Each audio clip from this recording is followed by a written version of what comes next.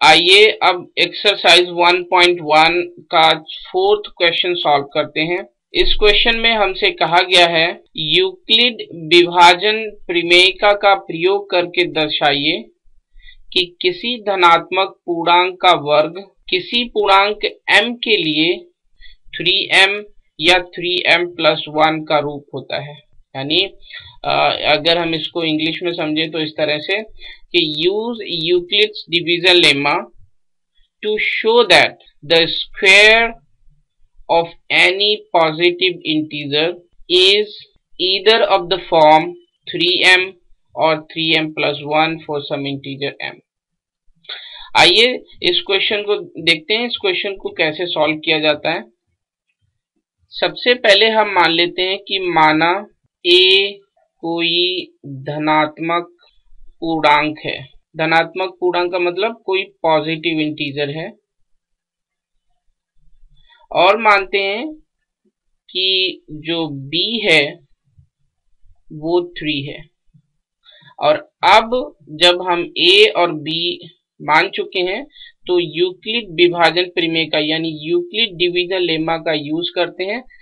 उसके मुताबिक जो a होगा वो होगा bq प्लस r, जहां पर r greater than equal to 0 but less than b। हमने माना कि b जो है वो 3 है।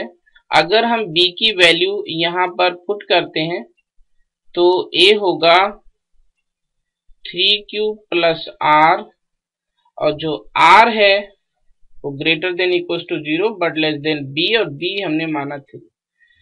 अब आप क्या r की जो पॉसिबल वैल्यूज हैं यानी जो पॉसिबल रिमाइंडर है वो पता कर सकते हैं? डेफिनेटली r की जो पॉसिबल वैल्यूज होंगी वो होगी 0, 1, 2। 3 नहीं होगा क्योंकि r जो है वो 3 से छोटा है, 3 से छोटा है। अतः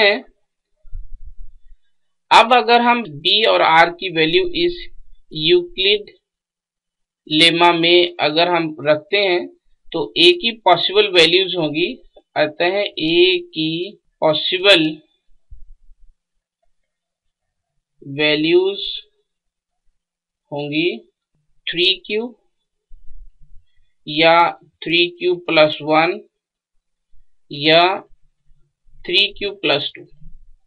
अतः हमारे पास में अब 3 केसेस हैं। पहला केस 1, जब a जो है वो 3q के बराबर है, और सवाल में हमसे कहा गया है कि किसी धनात्मक पूर्णांक का वर्ग, यानी धनात्मक पूर्णांक हमने a माना था, यानी अब हम इनका वर्ग करेंगे। तो दोनों तरफ वर्ग करने पर वर्क करेंगे तो ये हो जाएगा a स्क्वायर, ये होगा 3q का होल स्क्वायर यानी 9q स्क्वायर। और इस 9q स्क्वायर को हम लिख सकते हैं 3 इंटू 3q स्क्वायर, और इस 3q स्क्वायर की जगह पर हम रखेंगे m, यहाँ पर 3, और दिखाएंगे कि फॉर ऑल जो m यानी m की जो वैल्यू है वो 3q स्क्वायर। यही प्रूव करना था कि जो a स्क्वायर होगा वो 3m की फॉर्म में होगा। सेकेंड कंडीशन में देखते हैं, यानी केस सेकेंड में जब a बराबर है 3q प्लस 1 के, और यहां पर भी हम दोनों तरफ स्क्वायर करेंगे यानी दोनों तरफ वर्ग करने पर ये हो जाएगा a स्क्वायर, और ये होगा 3q प्लस 1 का होल स्क्वायर। अब अगर हम इस 3q प्लस 1 को एक्सपेंड कर दें तो ये होगा 9q square plus 6q plus 1। इस 1 को अलग छोड़ के और इन दोनों टर्म्स में से हम 3 कॉमन लेते हैं,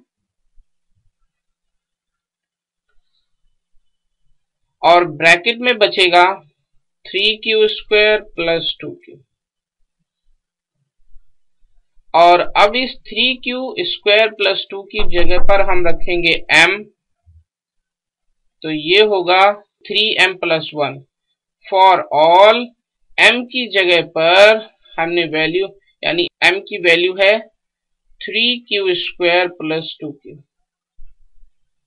अतः यही हम प्रूव करना चाहते थे कि जो a² होगा वो 3m या 3m + 1 के फॉर्म में होगा। लेकिन अभी भी एक तीसरा थर्ड केस बचा हुआ है, आइए उसको भी देखते हैं। केस थर्ड, जब a जो है वो 3q + 2 की फॉर्म में है और क्वेश्चन के मुताबिक हमें a का स्क्वायर करना है, अतः हम दोनों तरफ स्क्वायर करेंगे। दोनों तरफ वर्ग करने पर दोनों तरफ वर्ग करेंगे तो ये होगा a², ये होगा 3q + 2 का होल स्क्वायर। अब अगर इस 3q + 2 को हम एक्सपेंड करेंगे तो ये होगा 9q² + 12q एंड +4। इस +4 को हम 3 + 1 लिख लेंगे